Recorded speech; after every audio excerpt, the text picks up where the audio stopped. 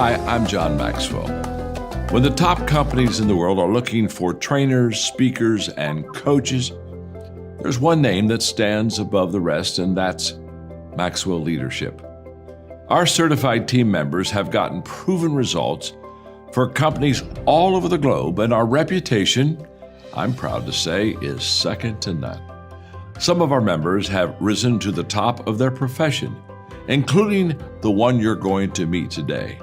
I proudly introduce you to my friend Bob Fabian Zinka. Welcome to the Leadership and Success Podcast with your host, Coach BZ, where we help you lead with purpose and succeed with impact.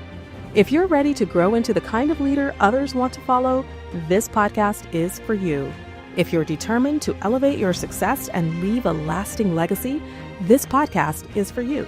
As my mentor, Dr. John C. Maxwell reminds us, everything rises and falls on leadership. Our goal is simple: to inspire you, challenge you, and equip you with insights that can transform the trajectory of your leadership journey. Welcome aboard to another episode of the Leadership and Success Podcast with Coach BZ. If you've got a boring voice, you can do something about it. It's possible. Julian Treasure, the author of How to Be Heard. Your TED Talk is the 6th most listened to TED Talk of all time. I've assembled 7 deadly sins of speaking. Here they are. It's the most common mistake I see in business, in relationships. You're speaking to teams, you're trying to inspire people, you're trying to lead people, build relationships with people. This is part of your life, and you've never paid any attention to it. We teach reading and writing in schools, we don't teach speaking, which is absolutely nuts. We're much keener to be heard than we are to listen to others. What's the biggest complaint in relationships? He or she never listens to me. Our happiness and our well-being are fundamentally affected by whether we master the skills of speaking and listening. How does one speak with authority in work, in life, in my relationships? What advice can you give me? People often say to me, I don't feel confident. How can I engage with people? And the answer is,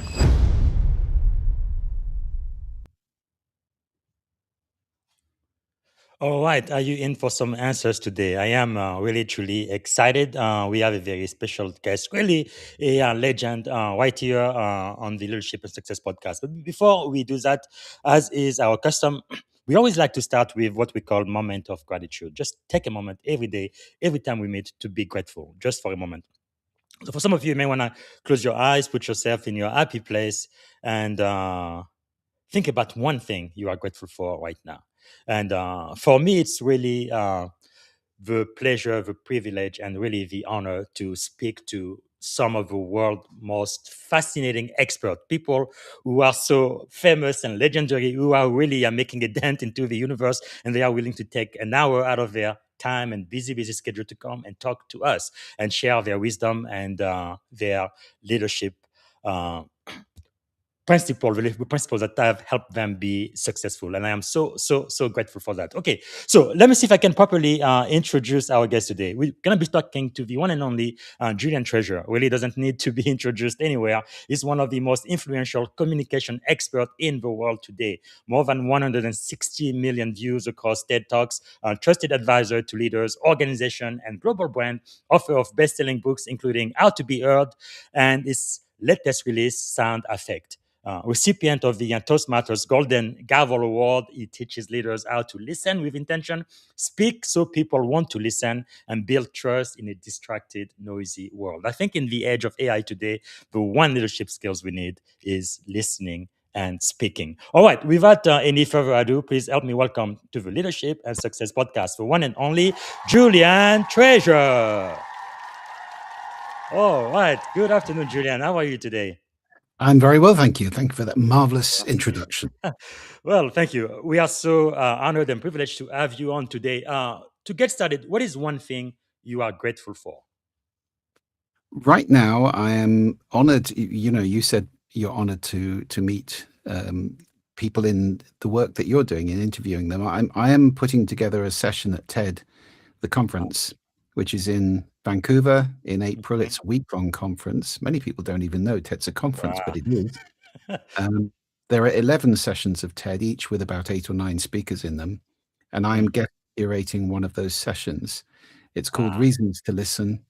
And I am so grateful to be doing that. It's a great honor, first of all. And Yes. secondly, I've been able to bring in some of my great heroes in the world to speak, which Wow. means I've got to know them. I've been working with Yes. them for 4 months, and I'm going to meet them in Vancouver in a couple of weeks' time. So I'm so grateful for that. Okay, for the world exclusive, can we get some name drop, please? Name drops, name drops. Well, yes, I've got Harville Hendrix, who wrote the book Getting the Love You Want, which has been Wow. featured year after year on Oprah's show, sold 10 million copies. He's the world's Yes. leading, with his wife, Helen LaKelly Hunt. He's the world's leading couples therapist, and he's going to be talking about listening, the importance of listening in a couple relationship. Yes. So I've got him. I've got David George Haskell, who wrote a wonderful book that I strongly recommend to anybody who's interested in sound. It's called Sounds Wild and Broken. He's written many Mm, books. His prose is lyrical, and he's going to be taking us on a tour of the sounds of a history of the sounds of Earth, yes. with beautiful sound recordings from Matt Mickelson, Ah. who is the CEO of a great thing called Quiet Parks International. It has a quietparks.org. Amazing. It's a wonderful website if you're looking Mhm. quiet places to find in the world. Wow, that is just fascinating. This is really, really great. And so that's gonna be your 18th then TEDx talk. Well, I'm Wow. not giving a talk. I am simply corralling. I'm guest curating the session. Yes, So I great. introduce all the speakers, Yes. but I'm not speaking myself. Okay. But this is just fantastic. Mm. Fantastic. So is there something about you that most people may not know when they first meet you, sir? Well, a lot of people don't know that I'm a drummer, and Ah, that's how I got involved in sound in the first place, was playing, really. I played for a lot nice. of years. I made records, and Wow. that was, a big part of my life for quite a long time. And I haven't played for a while. My last 20 years was playing in a Blues Brothers tribute band, which was a lot of fun, playing some great songs and Wow. making people happy and dance, which is a great feeling. Yes, music definitely makes our life so much more enriching. That is just fantastic. Myself, I've been playing the piano since I was about 7 years old. That's just quite fascinating. So, you've spent decades studying something most leaders really take for granted, right? Communication. Why is it still so misunderstood at the highest levels today? Well, I think it's largely now because of the dominance of writing and reading. We've become very orientated around communicating with our fingers and our eyes. We've all got a Yes. screen next to us, tapping away, email. You get people doing email in bed at midnight. The first Mm, thing when they wake up is check the email. Personally, I find email immensely antagonistic. I mean, it's just yes. sure, isn't it? I mean, does anybody listening to this feel happy about email? It's Mm, constant pressure on us of this torrent of inbound stuff that we have to deal with every day. Many true. people's action list is not an action list, it's an email inbox. You could sum up the job titles of a huge number of people in the world with just 2 words: answer email. That's it. Mm, So, it's kind of dominated the way we think, and the tyranny of the eyes goes through so many aspects of society, from architecture and design. There are lots of yes. design awards in the world. How many are for sound? Mm, Not many. yes. Builders and architects think about how things look, not how things sound. So we have many buildings that are actually dysfunctional: schools, Mm, offices, hospitals, where people can't hear, can't think, can't work, can't heal. yes. So this is Wow. all by way of saying that when we think about communication now, we don't think so much about what we're doing: synchronous, in-person, oral communication. Mm, Something we've been doing for 3 million years of evolution, and in language yes. for 150,000 years at least. Wow. Writing was only invented 5,000 years ago. So up until that point, a tiny fraction of human history, all of our connection, all of our learning, all of our knowledge has been transferred by doing Mm, this, and you had to listen carefully. Now, not wow. so much. You miss it. I mean, you can check it on YouTube. There'll be a recording. There'll be something. Mm, So the permanence of writing has kind of duped us into not paying attention to the moment. And yes. You talked about gratitude. I think a lot of this is a conversation about becoming a more conscious human being and more present in the moment, Yes. because there's no such thing as a photograph in sound. Sound Mm. is transitory, and you have to be there and pay attention to it. Otherwise, you've missed it. Wow. So I think with most leaders, the problem is that they focus on written communication and on Mhm. outbound communication, which leaves a big quadrant open. If you think we've got Yes. speaking and listening. Hmm. Oh, we had a little outage. Reading, writing, speaking, and listening, the four ways we communicate. So there's two for the eyes, two for the ears, two that send, two that receive. Mm. We're rather obsessed with sending writing. Receiving sound is very much the bottom of the list. We Wow. don't teach children how to listen. We don't teach them how to speak very much, more in America than in my country.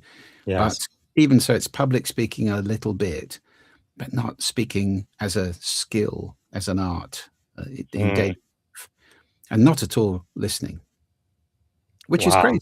If we taught our children how to listen first, Yes. much more of their education would they receive, and what a different world we would have if everybody had the skill of listening carefully to other people instead of shouting at them. Hmm. So powerful. Two things came to mind when my kids were teenagers. I guess they are Gen Zs. I would see them across the table in the kitchen. Instead of speaking and talking, they would be messaging each other on their phone. I'm like, this is ridiculous. This doesn't make any sense. Wow. Yeah. Yeah, that's so common. There's a great book called Alone Together, which is by Sherry Turkle, another TED speaker and a professor at MIT, whose Yes. thesis is exactly that. The rise of technology, quite different from bringing us together as a global village, is actually fragmenting us. And we now Mm. see, with Gen Z and below, the digital natives, we Yes. see skyrocketing rates of loneliness, depression, anxiety, Mm. suicide. It is really getting to be a desperate situation where people are so disconnected from this, which is how we form relationships. That's Mm. not best done through text. It is absolutely essential. If you want to build a trust-based relationship with somebody, you do it with voice and ears, not fingers and eyes. Wow. That reminds me of a quote by Steve Covey. I'm sure you've known him. He says, most people do not listen, right, with the intent to understand, but with the intent to reply. So Yeah, great. absolutely. Absolutely. It's so true. I call that speech writing when this inconvenient noise is going on in front of me. That's you speaking. I'm composing my next brilliant bit of monologue. And it's rather arrogant. The thing about listening, Bob, is that it's inherently humble. Yes. Now, that poses a challenge to leaders, and it's another issue with leadership and listening. I think there's almost an inverse relationship between seniority and Mm. listening, because when I'm listening to you carefully, or you as you are to me, you're effectively saying, I'm more important than you at this moment. That's your humility in there. It's also important to be empty when you're listening and not be preparing your brilliant next remark. You have to Mm. trust your mouth will know what to do when it comes to your turn. It's Yes. almost meditation. You be empty, you receive, and ideally Mm. without doing too much. So there is an issue with listening and leadership there as well, because leaders are supposed to know stuff and tell people stuff. Yes. And it can be seen as weakness in a leader if they're asking and not knowing. But some of the Wow. great leaders in the world know exactly how to do that. Well, let's talk about leadership because this is quite fascinating. There's a difference, right, between talking and being heard. It's not the same thing. So, what's the difference between those leaders who just talk and those who are truly heard? I have a concept called speaking into a listening. Now, that's based on a very important understanding, which many people don't have. In fact, most people don't have, and it's Mm. transformational. That understanding is that your listening and my listening are unique, in fact, everybody in the world has a unique listening. That's because it's based on our life, the culture we're born into, the language we learn to speak, the values, attitudes, and beliefs we pick up along the way, our intentions, expectations, emotions, assumptions. It changes through the day, and it's different from one person to the next. Now, most people don't think like that. Most people have the assumption everybody listens like I do. They don't. So if you have that assumption, you're basically going around speaking to yourself.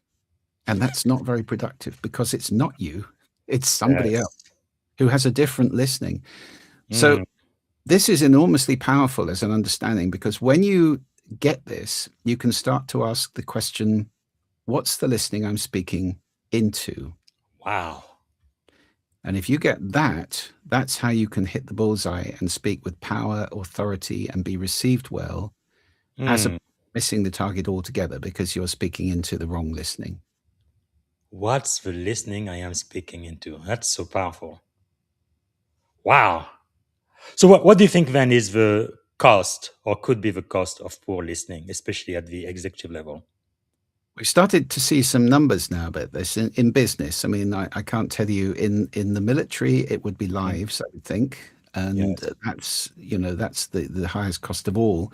In business, there are some big surveys now which have come out in the last couple of years showing us that poor listening, largely by leaders, and by the way, that is the case. There was a large survey which showed that only 1 in 12 people rate their leader as a very good listener. Wow. 11 out of 12 don't.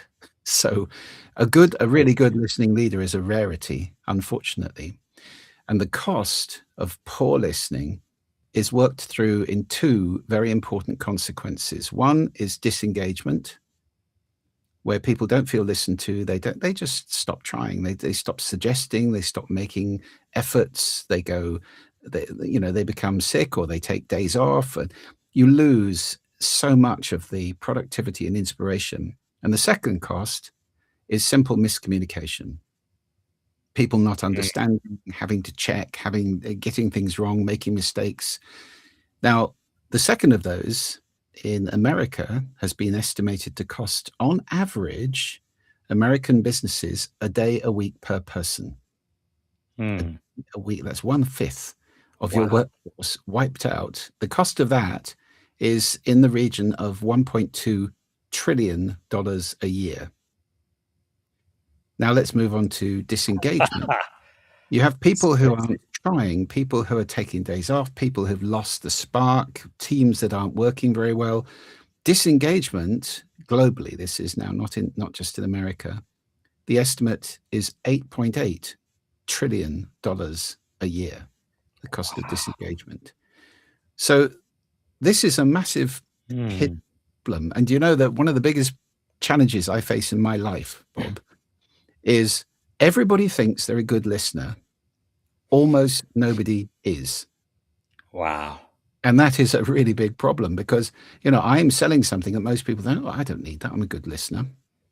So, I have to shout these numbers because most leaders won't recognize them and won't see them in their own business. They won't know that kind of lack of spark and passion and creativity and engagement is coming from poor communication downwards.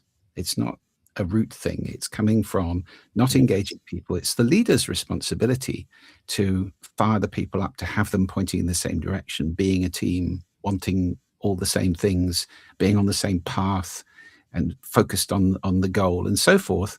If that doesn't happen, the cost is astronomical. Wow. Because I think you were right. In the military, miscommunication could really be a matter of life and death. Even worse than that, I think, instead of even bombing, right, enemies, combatant military base or whatever, you end up actually killing innocent young girls. It's really, really tragic. And of course, in cybersecurity and tech, as you said, it could cost millions, even billions of dollars. So I guess we need to ask the question, what does elite communication look like? Well, it's founded on listening. My simple model of communication is a pyramid where the base is listening. I think all great leaders are great listeners, because how can you lead people if you don't understand them, if you don't know what makes them tick, if you don't understand their fears, their aspirations, and so forth? Then the middle layer is speaking.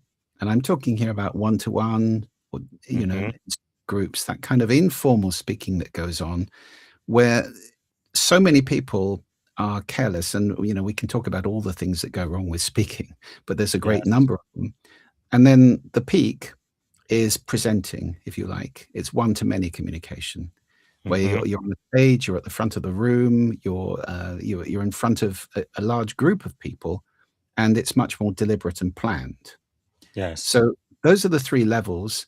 And elite communication would be somebody who has taken on that these three things are skills and trained religiously in them. That's not generally the case. I did a talk last year to 2,000 CEOs in Copenhagen, and I did what I always do. I say, how many of you use your voice in your work in a powerful and important way? You talk to the media, you talk on stages, you're at the front of the room, you're selling. All of them put their hands Yeah. up. Of course. Okay. How many of you have had formal vocal training? About 6. I mean, it is mind-blowing. Would you go on stage in the Carnegie Hall to give a piano recital, having never had a lesson or done any practice? I don't think that doesn't make any sense at all. And yet I've seen so many CEOs, industry leaders, real impressive people in what they do, Yes. go up and speak on stage, and they've never had any training. They've never done anything about it. They've never worked on their voice, their content even. They'll put loads of slides up with bullet points and way too much on each slide. It's just confusing. They'll read a speech from paper notes never look at the audience. They haven't worked on their intonation, their prosody, their Wow. pace. It is incredible that this is so neglected. And even more, of course, listening. Powerful. So, in high stakes leadership and listening, what does conscious listening look like in a crisis? Well, conscious listening to me comes from 4 things, which are consciousness itself, that you're doing something. So being conscious that you need to receive, that you need to understand, that you need to communicate. That's what that opens the door to effective listening. The second C is commitment. You have to make time to listen to people. Now, I know in a crisis, time is very, very valuable, and things can be happening at a very fast pace. Nevertheless, if you don't listen to anybody, you will miss key signals, you'll miss key information. You need to be filtering it, yes. You need to be listening critically and carefully, but nevertheless, you do need to be committed to listen and not dismiss people. I mean, many of the biggest disasters, I don't know if you ever saw that TV series about Chernobyl. When people refuse to listen like that to people who are giving very valuable information, the results are disastrous. So that's the second C. The third C is compassion. In a crisis, everybody's going to be worn thin, and tempers will be very, very near the surface, and stress and so forth. Everybody will be suffering. Lots of cortisol, noradrenaline will be flowing. And so having compassion for people, understanding, what's going on. Yes, they've got to do a job, but perhaps, shouting at them at that moment isn't going to move them in the right direction or help them to do it more effectively. Yes. And the fourth C, the final C, is curiosity. So not being too tight onto an opinion or a theory, because things can happen very quickly in crisis, and perhaps we need to be agile and able to entertain different alternative explanations or solutions. That one, maybe that's not going to work. That didn't work. Let's move on to this one quickly, because otherwise things can get out of hand. So being curious and open-minded, I think that's a great strength. Well, during a crisis, when leaders communicate many times, they themselves do not have all the answers. Things are fluid. what do they do? Ask, ask. You know, And I think it's absolutely critical in any organization to accept challenge. There was one of my old friends, David Firth, wrote a great book called The Corporate Fool, which was saying, Mhm. you know, the role of the fool in the old courts was the fool was the one person who was allowed to be rude and challenge the king or queen and say, that's Yeah. rubbish. You know, nobody else would dare to do that because they would be, you know, Yes, for the executed. but the fool was a very important role, and David's thesis in that book was that every organization needs to have that role somewhere in it. Yes. Somebody needs to be able to challenge the boss, who may Mm, be a tyrannical, maybe very confident. I mean, a lot of bosses are extremely strong, confident personalities. That's how they got there. They need to be able to listen to challenge. Because well, mm, if you have a team which has got different perspectives in it, if you surround yourself with people who think exactly like you do, that's very weak. And yes. that we have in several of the governments you can think of in the world right now, True. where you have no challenge and there's no deviation. It can go headlong off a cliff because everybody's just going, yep, that's the right way to go. You're absolutely right, sir. Yes, yes. Sometimes you need somebody going, hang on. Because so it looks like you're really talking about one, leading with humility to ask, but also courage, but also I guess that phrase I've heard over and over again, psychological safety, creating an environment where your people actually feel okay to challenge some of your assumption if needed. Absolutely critical. I've worked in organizations where the boss is so tyrannical that bad news is unacceptable, and that is disastrous. If people don't feel they can give bad news upwards, you lock everything down and you don't know what's going on at all. And you will Mm, make the most catastrophic decisions based on completely incorrect information. You know, whether it's military or organizational this was an advertising agency. yes. And eventually people were making up that they'd won business because they wanted to please the boss. And they were pretending they hadn't lost business that they had, and the agency had to restate its accounts eventually. Mm, They were absolute rubbish. The whole organization was frozen in terror, basically, and wow. that's not effective. Yes, it's absolutely critical that you have the ability to take bad news or to take suggestions. By all means, reject them, but Yes. don't shoot the messenger. Mm. You need to know that stuff. And also in my experience, I especially seen that in the military because hierarchy is very important, chain of command.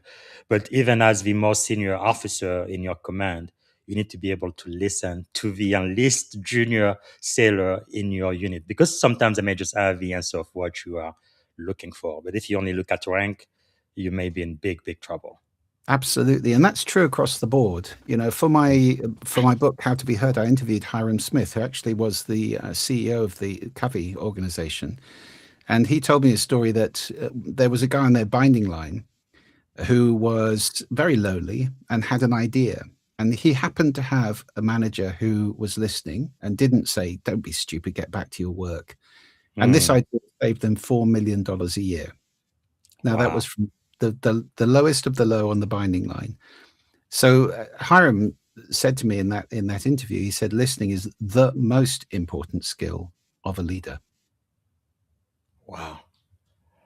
One of my mentors taught me is that no, rank is rented, but trust is earned.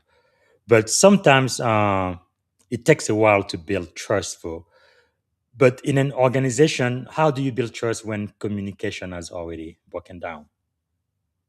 Well, you have to rebuild it, and I think that is facing the problem. It's putting the problem out there, and it's easy to pretend everything's okay. You know, you have a lot of organizations which go through the motions and pretend all is well, when in fact there's a great deal of conflict just below the surface. And I'm a Mm, great fan of what they call in movies breaking the fourth wall. So, guys, it's the elephant in the room. Guys, we've yes. got some problems. Can we face these problems now? Let's honestly share what is going on for each of us. Let's talk about what the issues are, who's got issues Mhm. with what, and whether it's systems or people or what's going on. Because again, if you get things locked down and you have people sitting there seething with resentment, hatred, anger, it's not functional. You can't have an organization that runs like that, because people will Mm, being political, stabbing each other in the back, doing each other down. I mean, the whole organization is going to suffer when that kind of stuff is going on. yes. So I think the first thing is somebody needs to acknowledge that there is a problem, and that there needs to be some form of safe communication which allows people to express how they really feel, whether that's a counselor, whether that's uh, Hmm. somebody who's brought in from the outside who can talk to people and assess the situation, so you're not having to talk to the people you're upset with. There are many ways of doing this, Mm, but it's essential to lance the boil. It's essential to get the poison out. yes. Well, I guess one of my mentors told me, when you are a leader, a commanding officer, that's why you get paid the big bucks. You have to make those decisions. Don't just pass on the buck to somebody else. And you are correct. I guess the very first step is to really acknowledge the world the way it is now, not the way you wish it was. And then that will kind of lead you toward a resolution. Again, to me, it seems like it takes humility and it takes courage, but that's what leaders do, right? That's why we are here. Now, from some of your previous talk, what do you think would be like kind of like the seven deadly sins of speaking you kind of see most often in leaders today? Yes, okay. Well, that was from my final TED Talk, which became the sixth most viewed of all time, and I want to emphasize that I don't mean these are really deadly sins. You're not going to be lost forever. They can be guilty pleasures from time to time. The important thing is, if they become habits, they get in the way of your communication. They're like holes in the bucket. You lose power. Mm, People don't want to listen to you if you do these things too much. Not many of them will apply. Well, some of them will apply to military situations, but they all apply to leaders generally. So first we have gossip, speaking ill of people who are not there. That's not kind. It's often untrue, made up, false. And if you are known as somebody who does that, people won't tell you things and mm, they won't trust you, because they know a lot of what you say is just rubbish. The second is judgmentalism, condemnation. I don't know if you've ever yes. seen the film Whiplash, but as a drummer, Uh, you'll remember the hideous figure of his teacher, whose favorite mhm, phrase was, "There are no two words in the English language more destructive than good job." He was not a yes. man who gave praise lightly. Now, I'm not saying, nicey nice, I'm not a big school races where everybody gets a prize, and all Yeah. that. We need to learn that in life we can get knocked down and things cannot go the way we want. And if we Mhm, make mistakes, we need to be cautioned. But there are people who are inherently negative the whole time. The parent whose child comes home and says, "I got 95% in the test," and the answer is, "What happened to the other 5?" You know? So yes. nothing's ever good enough. That's demotivating for people. The third is negativity. Mm, You can do a little audit on yourself on this one. How often do you use the words no and not? wow. It's debilitating to be around somebody who is inherently negative the whole time. Yes. My mother became like this at the end of her life. As I said in that TED Talk, I took a newspaper into her. I said, "Oh, look, it's October the 1st." And she said, "I know, isn't it dreadful?" Well, you know, if October the 1st is dreadful, what hope is there really? Because, Yeah. everything was dreadful for her, unfortunately. So, So, that's wearing to be around, and people will not respond well to somebody who's like that. Next door mm, to that is complaining. We may know somebody who complains a lot. Is it nice yeah. being around somebody who moans and complains the whole time? Nothing's ever good enough or right, or I mean, it's fine Yeah. if somebody brings you bad food in a restaurant, complain. Of course, if you can do something about, but not about the weather or, the Yes. government or whatever, because there's nothing you can do about that. Well, maybe with the government once every few years. And Yeah. then we have excuses. If it's never your fault, you're going to learn nothing. Mm, And sometimes mistakes are very important, as long as you don't make the same mistake again.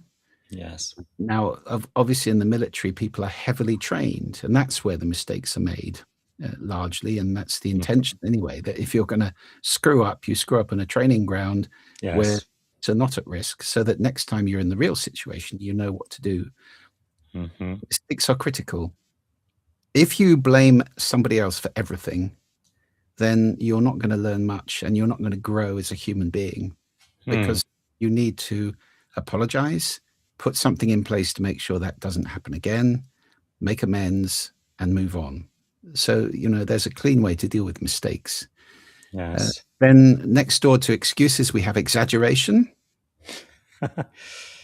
which is the Greek word for throwing beyond. It happens in language a great deal. Once upon a time, it was okay for us to be excited.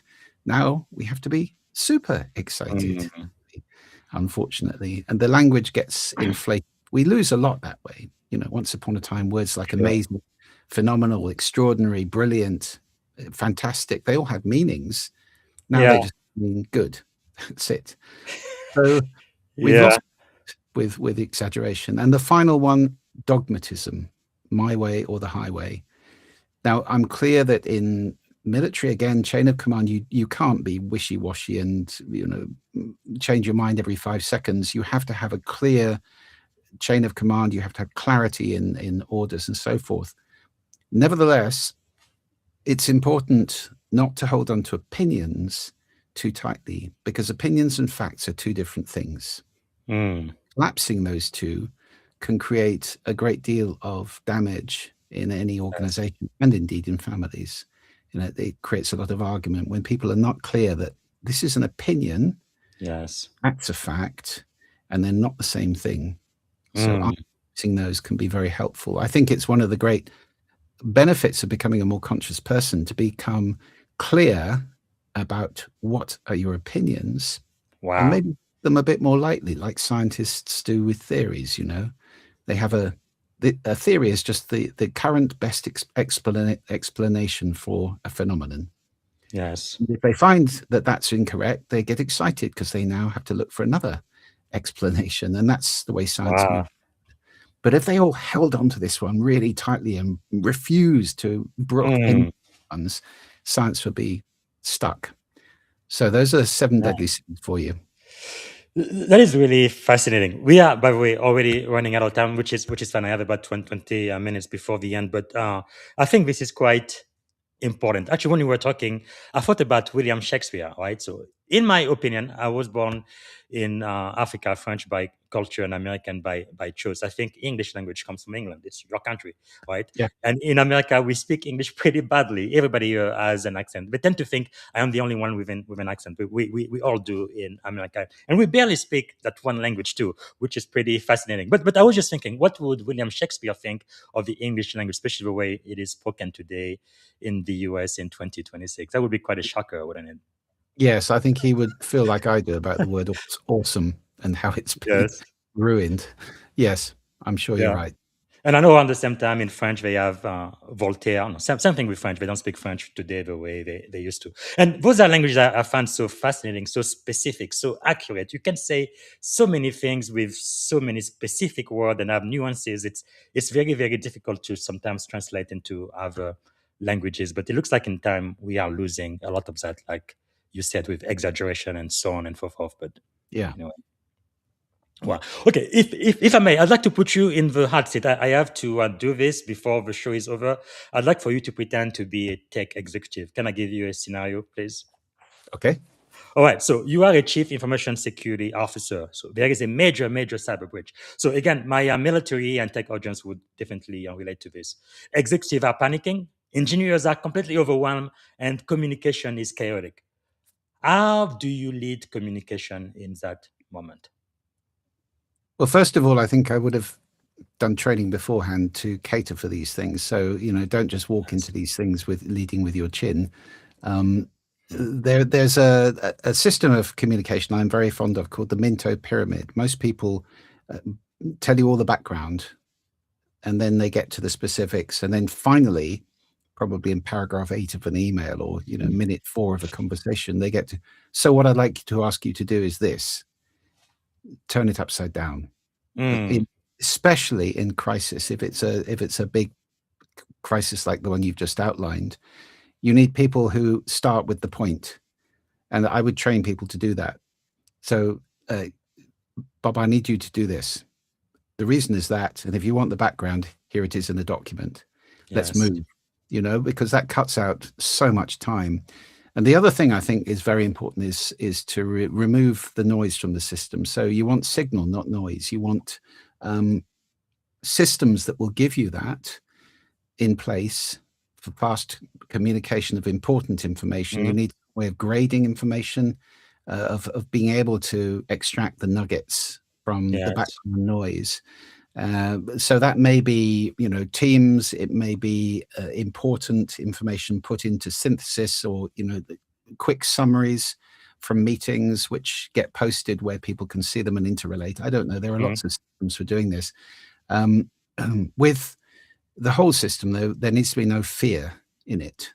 Yes. There needs to be clear, rapid, fearless communication in all actions, so that you don't miss an absolutely essential piece of information that could have solved the problem hours ago. Wow. Open channels, and sharing the issue so that everybody understands exactly what is going on. It's not kept secret. It's not like, oh, we've got this big thing, we can't tell anybody about it. Well, that's not going to be an effective way of dealing with it. So you need to have clearance for people so that they can all understand what's happening and work on it. Just is off the top of my head. No, that's really, really powerful, insightful. Two things you said for those listening is what we call in cybersecurity incident response plan, right? So we have a playbook. And for many organizations, unfortunately, they don't even practice it once a year. And that's recommended. That's the bare minimum, at least once a year, if not as many times as needed, if there are material changes to your organization. But it's kind of like you said in the military, right? We fight like we train. And in times of great stress, we always fall back to our training. And that is so powerful. And I think the industry can definitely learn from that. Wow. Now, we only have about 10 minutes left. I absolutely have to talk about at least your latest book, right? It's this one here. Sound Affect, How Sound Shapes Our Life, Our Well-Being, and Our Planet. So, Julian, why did this book have to be written? Well, because we're losing our listening, Bob, and that's a critical thing. Our democracies rely on listening. Our families rely on listening. Our organizations rely on listening. And yet it's a skill that we've just lost contact with. We don't teach it in school, as I said. We don't think about it. It's confused with hearing, which is a capability. And they're different, If you're not conscious that you're doing something, you're probably just hearing. And hearing is not the same. Listening is a skill. It's a skill that you can master, and it's a huge advantage to become a master of listening. So, you just talked about training. And I think, this is a big area where people don't recognize the need at the moment. We need to train all leaders, well, everybody in organizations really, and especially, for example, salespeople need to be trained on listening skills. I mean, that's a good example. Salespeople get trained on what to say. That's the biggest element of their training. A little tiny bit perhaps on how to say it, but not a great deal, not at all on the listening. And yet we know from research that the most successful salespeople listen twice as much as they speak. Yes. The least successful salespeople speak twice as much as they listen. Yeah, the most I've met my mother, who told me I have 2 ears and one mouth to use those in those proportions. Well, that's a very old saying, started with Epictetus many, many hundreds or thousands of years ago. Yes. And I think it's a good thing to remember, because, if you want to sell or persuade to somebody, you need to listen to them first. And it's just what I said earlier about leadership. So, yes, of course, that skill is the key thing. And understanding that it's a skill is so rare. Wow. Because in your book, one focus is sound shapes everything. Yeah, it But does. most people think that sound is just background. So what are we missing? Well, we're missing that sound has a profound effect on us. So it's one of the most important reasons to listen, actually, quite apart from connecting with people, which we've talked about a great deal. And then secondly, we have connecting with nature, with the world around us, which we've lost contact with. We spend our lives in hermetically sealed buildings. I think Americans spend 93% of their lives indoors now. So those are important, but sound still affects us. It changes our body. Yes. Sudden noise will put you into fight-flight mode. Sound changes your heart rate, breathing, hormone secretions, brainwaves. It changes. Secondly, it changes our feelings, our emotions. Just think of music, obvious example. Third, sound changes our cognition, how well we can think. So in a noisy office where you've got people talking around you, it's very difficult to be productive. And actually, the research shows that people in those situations can be as little as 1/3 as productive. Wow. People in quiet offices. So we need a lot more quiet working space. And that's a whole different topic. I mean, I give talks to architects about this and berate them for not listening ever. They think about how things look, not how things sound. And the fourth way sound affects us is it changes what we do. Right from what we choose to buy in supermarkets or shops to how fast we eat or walk and where we go. All these things are affected by the sound around us. So it's quite a good idea to become more conscious in your listening, to become conscious of how sound is affecting you. Wow, that is really simple but quite insightful. Sound affects us physically, psychologically, cognitively, behaviorally. It's That's it. That's incredible. what the book's all about. And it's also a grand tour of some of the wonders of sound, which is another great reason to listen, is that sound is amazing. Well, now we've already belabored this point about hearing and listening, but I think this is so critical. No, earlier you just said listening is a skill, but hearing is just a capability. I think people really need to. I think if they don't get anything else out of this hour-long conversation, this might be life-changing, really. So you really do make a powerful distinction between hearing and listening. Why does that matter so much for leaders today? Well, because listening is how we connect with other people. And it is the critical skill in developing trust-based relationships. And whether you're in an organization, a family, or the military, if people don't trust you, if you don't have that depth of trust-based relationship, then the whole thing starts to fall apart, which is why I say listening is the glue that holds human beings together. It holds our societies, families, organizations together. And we are really, if we disregard it, that's at our peril. It really is. Even our democracy, especially in 2026, everything that's going on in America and around the world right now. So much. There's not a lot of listening in that. Yeah, if people could just listen, maybe we could avoid a conflict and another war and on and on and on and on. Yeah. Wow. Wow, that is something, because the other thing I have noticed, leadership development many times, these are pretty simple principles what we're talking about. It's not rocket science. And people sometimes they would hear, not listen, but hear what you're saying. They say, I already know that. I already know that. Therefore, they stop listening and they're like, okay, I already know it. But they don't do it though. I guess they know it intellectually, but they don't know how to do it in practice. Therefore, they don't know that. What would you say about that? Because I see that happen over and over and over again. Well, first of all, it's very often the case when I give keynotes, which I do around the world, that people come up to me afterwards and said, it's obvious, but I hadn't thought of it like that before. It's in perspective. We all know we've got ears and that we need to listen and so forth. But then, I see people riding around cities on bikes with headphones on. And I think, do we really value listening anymore?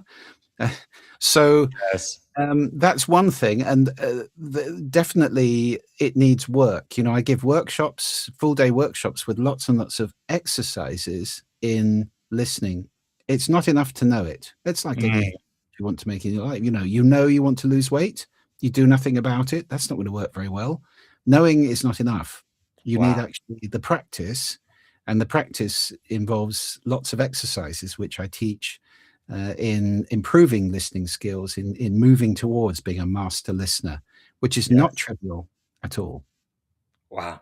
Well, we only have 4 minutes left. I had a lot of questions for you, as you know, about AI, technology, and all that. We're not going to get to this. I think this book is so essential. Maybe the last couple of questions, I want to stick with this, because I think for people who listen to us right now, your life could literally change, not just by listening, but also applying this simple principle could literally change your life. Maybe even your marriage, if I am frank with you. So Yeah. it is so important, isn't it? Yes. What do you think, sir? What are maybe 2 to 3 simple things leader can do tomorrow to improve the sound environment for their teams? Those listening right now. Well, I think the first is an exercise I call savoring, which is a very simple exercise. You go into any space that you occupy or you run or manage and close your eyes, listen carefully, and ask 3 Mm, questions. Is this sound healthy? Is it making people healthy or doing the opposite? Is this sound making people happy? I mean, the mm, people, me in these cases. And the third question is this sound helpful? Is it helping me to do what I want to do in this space? Is it making me more or less productive? yes. So healthy, happy, and helpful. If you get a no to any of those 3 questions, change it. Wow. And you'd be amazed by how many incredibly unhealthy, counterproductive, and miserable sonic environments we put people, Mm, and we just all take it for granted. That banging door, which has been doing that for years and pissing people off. Nobody fixes it because it's just the way it is. yes. Close your eyes, listen carefully, and actually make contact with the sound around you. Savor it, and then you can start to change it. Wow. So powerful. All right, I do need to ask one AI question, otherwise my audience isn't going to be happy with me. As artificial intelligence taking over the entire world is becoming more and more powerful, what human communication skills do you think should become more valuable, not less, in the age of artificial intelligence? I honestly believe that it's going to be a very long time before, if ever, AI can actually connect on a heart level with a human being, because an Mm, AI isn't born. It doesn't yes. have the experience of growing up and being a helpless baby and being parented. Now, we can emulate a lot of that, and obviously the AI can pretend a great deal and pretend it very well even now. Mhm. Have a reasonable conversation with AI, but it's not human. It's not human. And Yeah. even when we talk about AGI and Mhm. uh, perhaps self-awareness and so forth, it's a different thing. It's not human.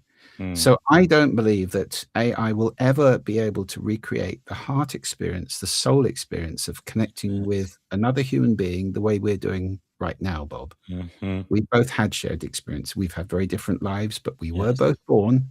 We were both children. We Mhm. were both parented. We grew, we learned, we went through all the struggles of that. We Yes. banged our knee, we broke, Yes. whatever it may be. Mm, And all of that is part of being a human being. And we have that empathy for each other in that way. And I mm, don't think AI will ever be able to replicate that. So I would say the most important skill in an AI age is the ability to forge those trust-based relationships, which are based on empathy, love, if you like, kindness, loving kindness, yes. and to be able to nourish those, to create them and to nourish them, whatever the noise of AI is. I mean, AI is going to be enormously useful, but it can't do that one thing. And if Yes. you're sales or persuasion or leadership, that one thing is a Mm. dime. Wow. Powerful. Okay, I think we are pretty much almost out of time. If I may, just one question from the audience. Daniel says, should leader treat sound design as part of workplace safety and performance? Not just background. We talk a lot about time management, but almost never talk about noise management. I think that's a great idea. Absolutely. The answer is unequivocally Yes. yes. I give talks. I gave a talk last year to the American Institute of Architects. 1,000 of them turned up, and this is exactly what I was saying. There's a thing called Wow. indoor environmental quality, and sound Mhm. is a big part of that. Just like light, fresh air, Yes. ergonomics, sound is Man, critical. I'm going to be more aware of sound going forward because of you, Julian. Okay, all good things do come to an end. We've run out of time. The question I have for you is how can we add value back to you? You've given so much to my audience today. How can we add value back to you, Julian? Well, by all means, follow me on LinkedIn and post comments saying you've enjoyed this or whatever. It all helps me to find work in the future, which is lovely. I mean, if you ever want to work with me, coaching, training, workshops, keynotes, then the email at the bottom is the one to use, jt@juliantreasure.com. Do my listening test by all means, and stay connected with me. I have a Substack, so let's stay in contact. If you're interested in all this stuff, I'd be delighted to develop a relationship with you and help you in any way I can. Well, thank you so much, and you are so generous. I guess before we end, is there a question I should have asked you I didn't get a chance to ask?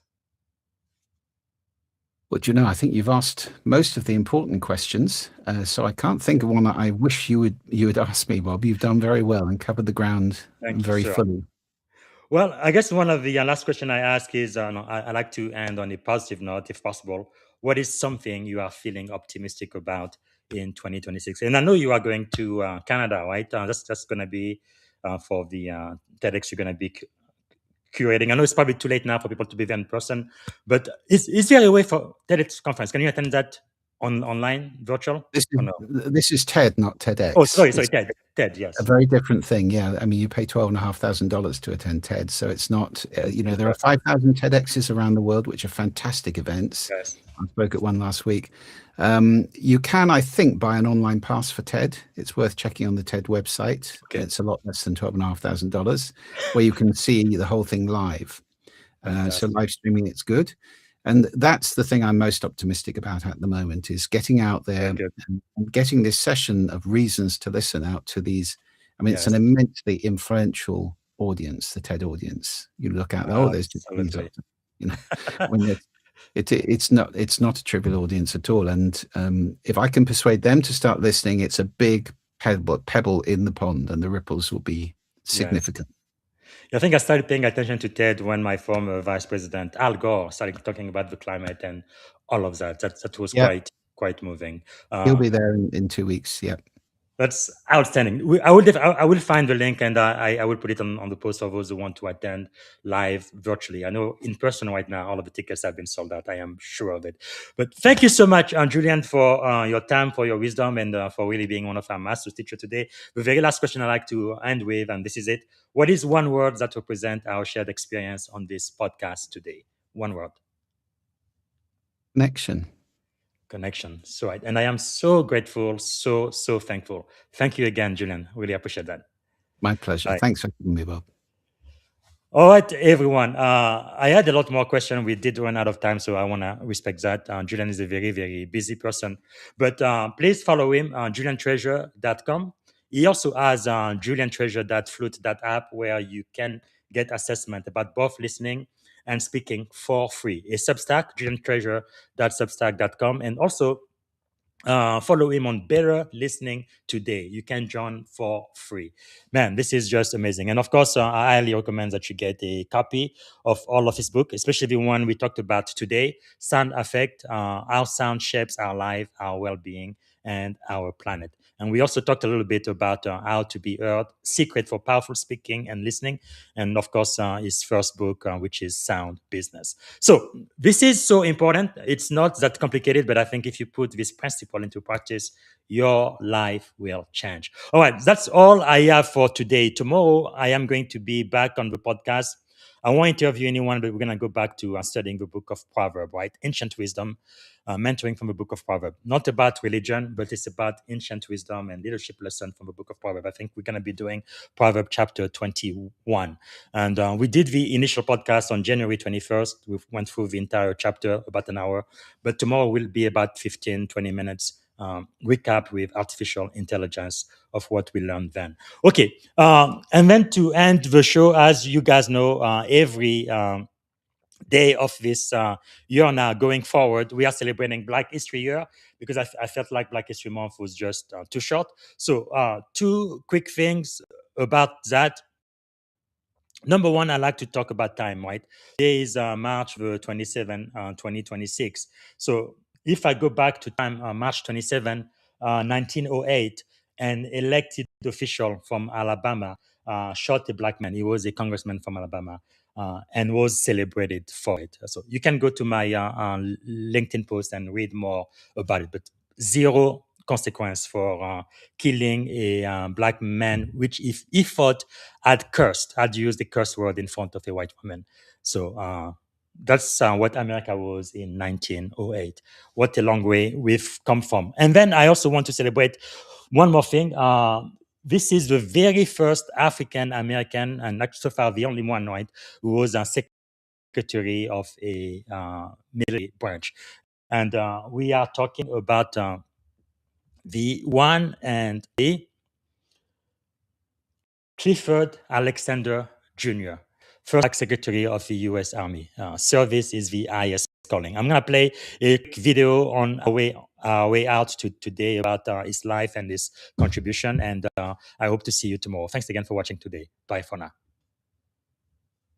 Clifford Alexander, the first black Secretary of the Army and an advisor to several Democratic presidents, has died at the age of 88. Alexander, a leading voice of the civil rights movement, helped craft the landmark Voting Rights Act. Back in 2018, I had the chance to sit down with Mr. Alexander, who is a Harlem native, to reflect on his many accomplishments. The pen that I have on the very top is a pen that was given to me by President Johnson on the signing of the Civil Rights Act of 1964.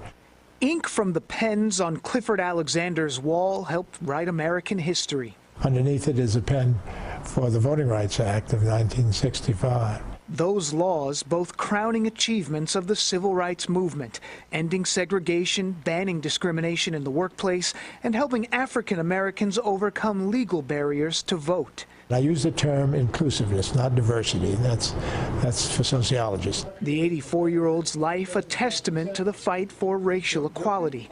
Alexander graduated from Harvard in the 1950s, becoming the first African-American student body president. He did it at a time when the Ivy League school capped black enrollment at about a dozen students per year. Later, he'd also earn a law degree from Yale, all before becoming a top advisor to President Lyndon Johnson in the 1960s. I hope that I made a contribution during that time. The only African American on LBJ's team, while the White House, civil rights leaders and legislators engaged in tense debates about forming that landmark legislation. I did the contacts with the civil rights leadership of the time, Martin Luther King, Whitney Young, John Lewis, the young John Lewis at that point, Dorothy Height, head of the Council of Negro Women, Roy Wilkins, the head of the NAACP. Can you take me inside the Oval Office for some of those meetings between LBJ and these great civil rights leaders?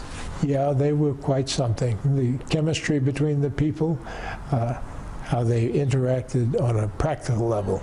Mr. President, you have to get the votes for us. Well, you know, in order to get the votes for you, you got to help me. You got to talk to the people who are their constituents. So there were practical exchanges about, under the political system that we have, how do you get a result? Not just a grandiose talk about, oh, we should all have a Voting Rights Act, oh, we should all have a Housing Act. No, it went well beyond that into the nitty-gritty of getting something done. Let us close the springs of racial poison. And finally, they got it done.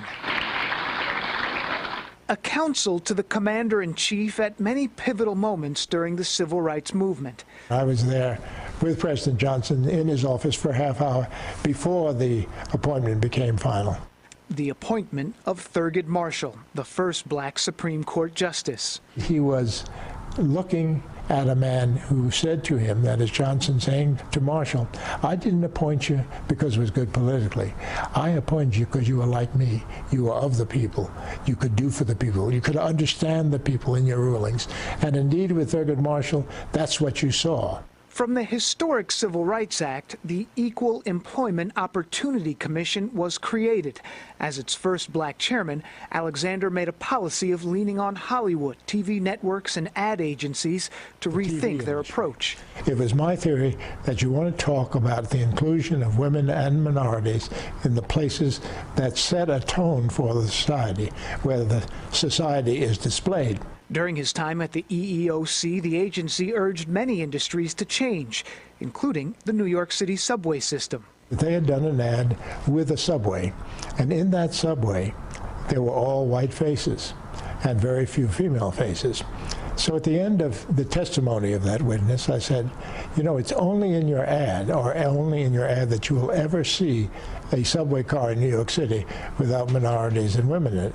So, in fact, that raised some of the awareness on their part, and they're doing a little better today. Leaving government during the Nixon administration, Alexander became the first black partner at a major D.C. law firm. He ran unsuccessfully in the District of Columbia's first mayoral race in over a century and hosted a syndicated news commentary show. Then Jimmy Carter called with a job, offering the former National Guardsman the post of Secretary of the Army, also a first for an African American. Inclusiveness is something that says that if you see out here somebody and they can do the job, bring them on in. By the time he left that position, 30 black generals were serving in the Army, more than 5 times as when he started, including Colin Powell, who would go on to serve as the first African American to serve on the Joint Chiefs of Staff. Thank you for tuning in to the Leadership and Success Podcast with your host, Coach BZ. If today's episode added value to your leadership journey, be sure to subscribe, share, and join us again for more wisdom nuggets on how to lead better and achieve greater success. Remember, leadership is the most critical skill of our time. The world will always need leaders to inspire others, drive innovation, and execute meaningful strategy. So why not count yourself among the bold leaders shaping the 21st century? Until next time, stay inspired, stay committed, and keep leading with excellence.